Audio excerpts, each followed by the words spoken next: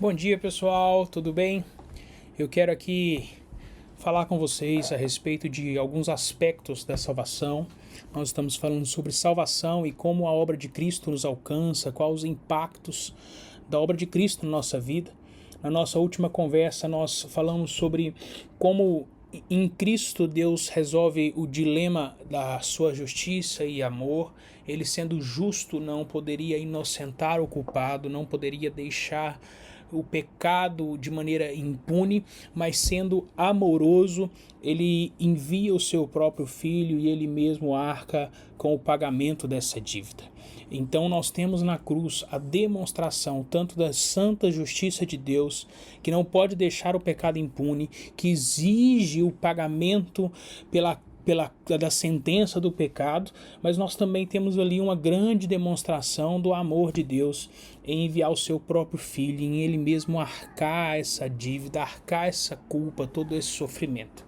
Então na cruz nós temos isso. E como a obra de Cristo nos alcança, como esses aspectos eles alcançam a nossa vida, vamos dar aqui alguns nomes para demonstrar isso. Você tem aí no seu material, o primeiro aspecto da salvação é a regeneração. É onde tudo começa. É quando nascemos de novo. É uma experiência única, é uma experiência transformadora. Quando você nasceu do seu pai, da sua mãe, você herda a natureza adâmica, pecaminosa, caída.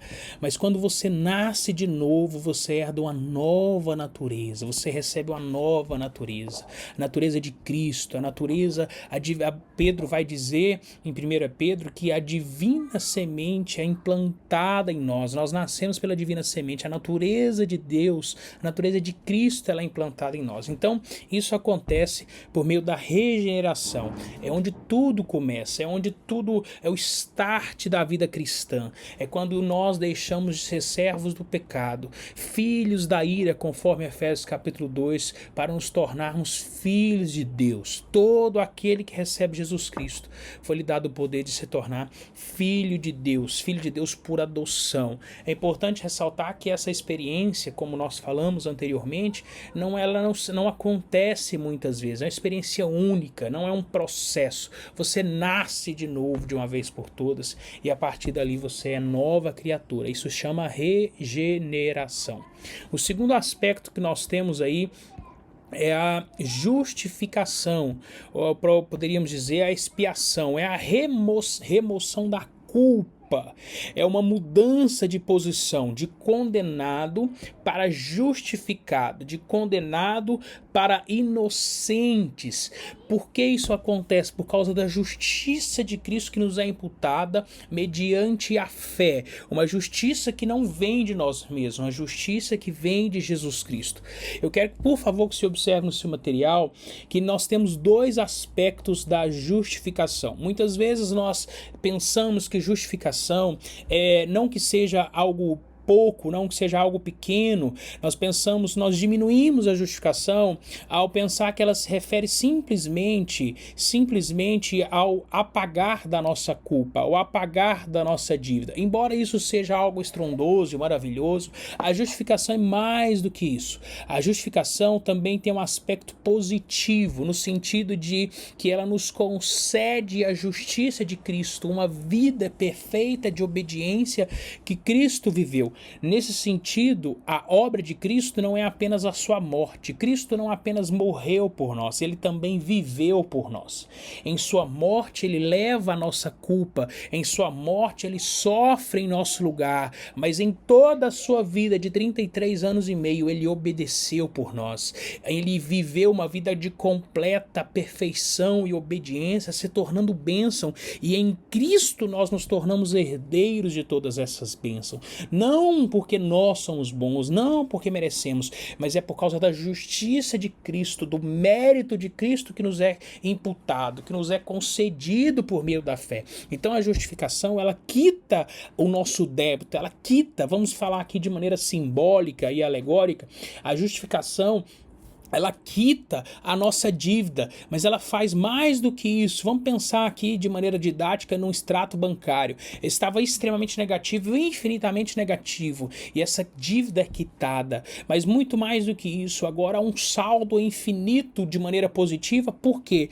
Porque a obediência de Cristo, o mérito de Cristo é depositado na nossa conta. Isso é justificação. Ela não apenas zera o saldo, mas ela nos dá um saldo positivo em Cristo. Então, de maneira que quando Deus olha para mim e para você, Ele não vê mais Adão caído, Ele vê Cristo. Estamos em Cristo, vivemos em Cristo. Assim, mas você pode pensar, pastor, mas isso é grande demais, isso é e que presente, é verdade. Em Adão nós herdamos uma culpa tremenda, mas em Cristo nós herdamos a sua obediência, nós herdamos a sua justiça. Olha que maravilha do Evangelho. Justificação, não esqueça o que é isso, ela quita o nosso débito, ela não apenas zera a nossa posição, mas ela nos concede um saldo infinito. Isso é justificação. Lembrando também aqui, observação, que Deus não nos deve nada, né? Eu tenho direitos. Não é nesse sentido. É uma obediência, uma vida de obediência em Cristo. É uma vida cheia de graça e de misericórdia, em que todas as bênçãos de Deus podem agora nos alcançar, não porque merecemos, mas porque Cristo obedeceu e nós estamos em Cristo. Nós herdamos essa obediência de Cristo. Terceiro aspecto, propiciação, que também pode ser chamado de reconciliação. É a conversão, é a mudança da inimizade para amizade. Estávamos em inimizade, em uma guerra, relacionamento quebrado, relacionamento rompido, mas houve uma reconciliação, um acordo de paz. Houve agora um reatar de relacionamentos. Isso é reconciliação. Isso é porque Deus, Jesus Cristo, fez propiciação por nós, ou seja, ele apaziguou a ira divina de maneira que Deus pode ser favorável para nós agora. Lembra do salmista Davi? Ser propício a mim porque sou pecador, ou seja, eu deveria estar em inimizade, eu deveria estar em guerra, mas ser misericordioso, ser favorável para comigo, não me trata segundo os meus pecados, ser favorável para comigo. Alguém se tornou propício a mim, aquela pessoa se tornou favorável a mim. Isso é propiciação. Agora temos paz com Deus por meio da obra de Cristo. O quarto aspecto, redenção. Redenção é um ato de compra. Cristo pagou o nosso resgate, ele nos redimiu, ele nos resgatou. Isso foi prefigurado no Antigo Testamento com tantos homens, como por exemplo Boaz, que foi aquele que redimiu, o resgatador de Ruth, Oséias e sua esposa. Mas essa figura aponta para Cristo, aquele que nos resgata. E ele nos resgatou de quê?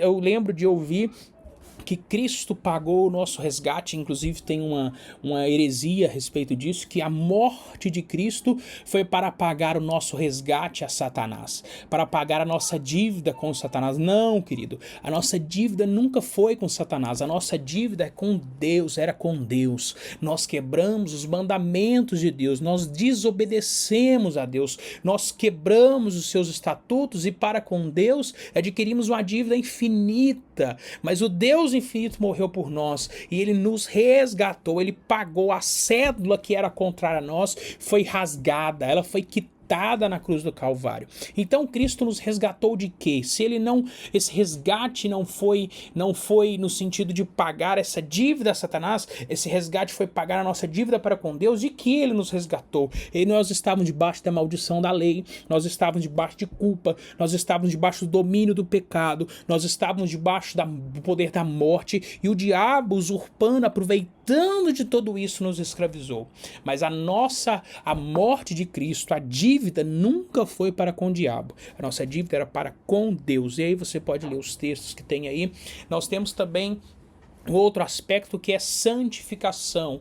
Isso aqui, ao contrário de regeneração, é algo progressivo. Santificação é algo que acontece na vida do cristão em processos. Nós vamos sendo santificados mediante o agir do Espírito Santo, mediante a submissão à palavra de Deus. Em Tito capítulo 3, Paulo fala do lavar regenerador e renovador do Espírito Santo. E ali é interessante porque o lavar regenerador fala de algo que acontece uma única vez, mas o lavar renovador, ele é contínuo, é algo que acontece sempre. Você pode lembrar de quando Jesus vai lavar os pés de Pedro, e Pedro diz, jamais, jamais o Senhor fará isso, e aí Jesus fala assim, se eu não lavar, você não tem parte comigo. Então Pedro diz, então me lava por completo, e Jesus vira para Pedro e diz, você não tem necessidade de lavar por completo, simplesmente os pés. Quem já se banhou não precisa lavar por completo. O que é isso? Quem já nasceu de novo não tem que nascer mais uma vez. Você já nasceu, você já tomou o banho da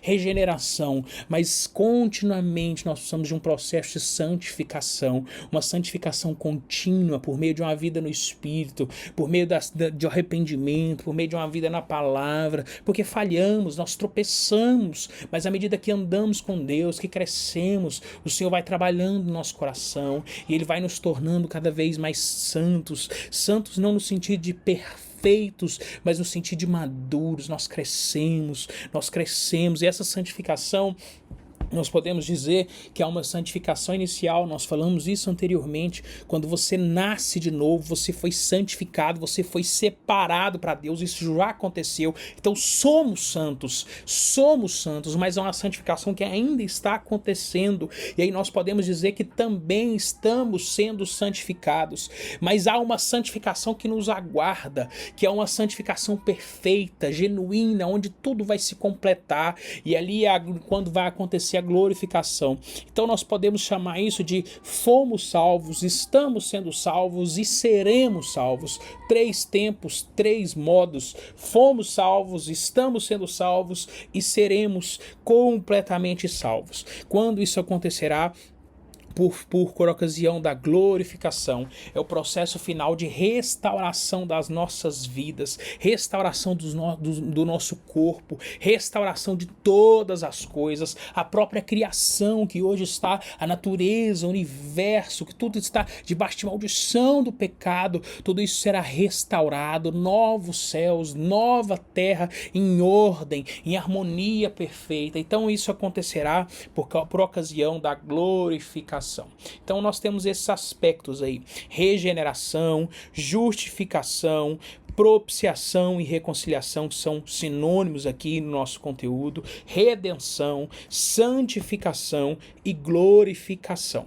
Isso tudo está aí no seu material.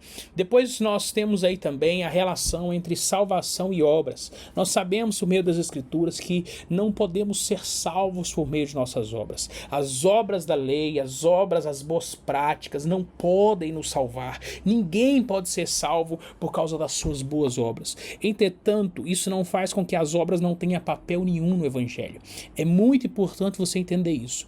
As obras não são causa da salvação. Contudo, elas são evidências, elas são consequências, elas são frutos daquela pessoa que experimentou a regeneração, daquela pessoa que foi salva. Uma vez que a pessoa foi transformada, ela vai então viver em boas obras, não para ser salva, mas porque já foi salva. As obras não geram salvação, mas elas são consequências da salvação que Deus operou em nós.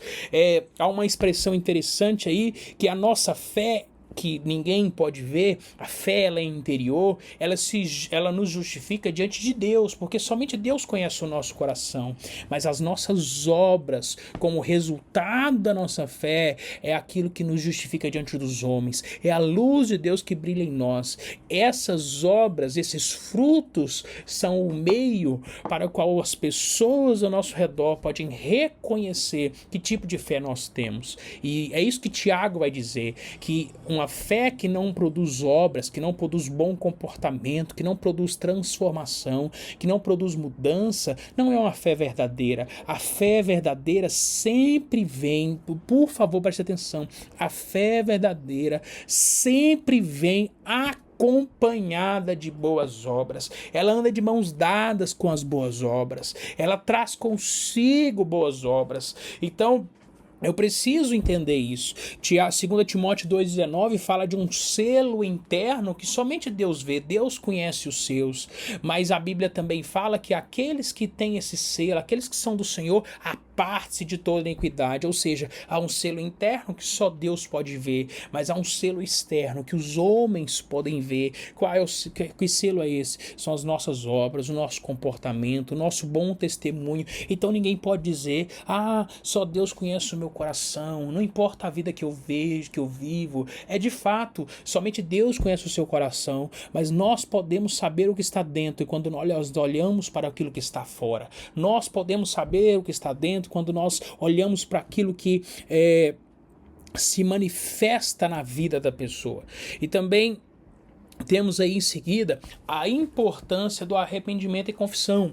Querido, o cristianismo, ele começa com a mensagem de arrependimento. João Batista, precursor de Jesus, pregou arrependimento. A primeira mensagem de Jesus, as suas primeiras palavras é arrependei-vos, arrependei-vos, arrependei-vos. Sem arrependimento não há salvação. Quando Pedro prega ali, cheio do Espírito Santo, e as pessoas perguntam, o que faremos, pois, para ser salvos? Arrependei-vos, arrependei-vos, arrependei-vos. O evangelho começa com arrependimento. Sem arrependimento não há evangelho. Sem arrependimento não há fé genuína e fé verdadeira. É por isso que é desafiador, querida. Somente o Espírito Santo pode salvar, porque somente o Espírito Santo pode convencer o homem do pecado. Somente o Espírito Santo pode abrir os olhos do pecador, a ponto dele gritar, ai de mim, estou perdido, ai de mim, eu preciso de um Salvador. É o Espírito Santo que faz isso.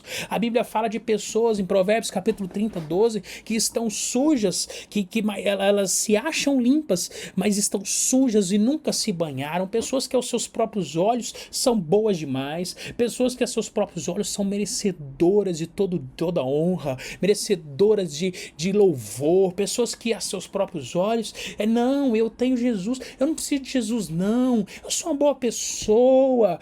Não, querido, somente o Espírito Santo pode convencer essa pessoa de que ela precisa desesperadamente de um Salvador, ela precisa desesperadamente de alguém que lhe liberte, alguém que possa transformar a vida dela. Quantas pessoas você apresenta Jesus para ela e diz, eu não preciso de Jesus, eu não tenho pecado, sou uma pessoa boa, eu nunca roubei, eu nunca matei, eu nunca fiz isso, aquilo, outro. Quantas vezes as pessoas vivem enganadas? Jesus diz em Marcos 2,17 que os sãos não precisam de médicos, mas não há pessoas verdadeiramente sãs. Todas as pessoas estão doentes, elas precisam do médico chamado Jesus, mas nem todas as pessoas reconhecem isso. E Jesus não pode salvar quem não reconhece. Jesus não pode salvar aquele que não quer ser curado, aquele que não quer ser transformado. Querido, alguém que foi salvo, um dia precisou gritar, como Paulo em Romanos 7, ai de mim. Se a pessoa não gritar ai de mim, ela não pode ser salva. O dia que ela grita ai de mim, que ela se desespera de sua própria vida, que ela abre mão dos seus próprios méritos, que ela reconhece o seu estado de perdição, só aí ela pode experimentar a salvação. Somente aí ela pode ser transformada pelo Evangelho, querido. Então, uma vez que isso acontece, uma vez que há verdadeiro arrependimento, agora há uma confissão. Se confessarmos, Paulo diz, o Senhor é o Jesus como Senhor, mas não é a confissão, querido, aquela confissão, você quer confessar Jesus como seu Senhor, e eu quero, cara, que eu quero, quem não quer? E a pessoa confessa, mas ela não crê no Senhor Jesus, ela não está disposta a abrir mão do pecado. Não é esse tipo de confissão que salva, é uma confissão que provém de um coração transformado, é uma confissão que provém de um coração que entendeu o Evangelho, de uma pessoa que se arrependeu dos seus pecados, e então ela confessa Jesus como seu dono, ela confessa Jesus como seu Senhor. Eu quero viver para Ele, eu quero abrir mão da vida velha. Não é uma confissão religiosa, não é uma confissão pragmática, que uma vez a pessoa vai à frente no culto e diz, eu confesso Jesus como seu Salvador, e ela está salva. Às vezes ela confessa sem nem saber o que está falando, por pessoas que levam essas pessoas a confessar sem apresentar o Evangelho. Não é isso, querido. A confissão cristã é uma confissão que nasce de um coração transformado. Paulo diz no mesmo texto, Romanos 10, 9 e 10, porque com a boca se confessa e com o coração se crê. Ou seja, não é apenas com a boca, é boca e coração, é boca e coração. Uma confissão que não está alicerçada no coração não pode salvar. Uma confissão que não está alicerçada no coração não provém de uma pessoa salva. É uma confissão de boca vazia, uma confissão inútil, querido. Não é esse tipo de confissão. A confissão que salva é uma confissão que provém de um coração de fé, um coração que foi transformado. Essa é a confissão. Nós não apenas confessamos uma vez, mas é uma confissão na maneira de viver. Nós confessamos e não abrimos mão da nossa confissão, a confissão que salva, a confissão que transforma. Então essa é a relação entre arrependimento e confissão. Uma confissão de que Cristo agora é meu Senhor, que Cristo agora é o meu Deus, que Cristo é o meu verdadeiro Salvador. E essa confissão que começa aqui, ela desemboca no falar, e um dia ela vai se tornar uma profissão pública no batismo, né? Algo que aconteceu aqui de dentro vai ser manifesto do lado de fora. Em seguida, nós temos algumas evidências da salvação. Quais são as evidências que a Bíblia nos mostra de que a pessoa foi salva? Né?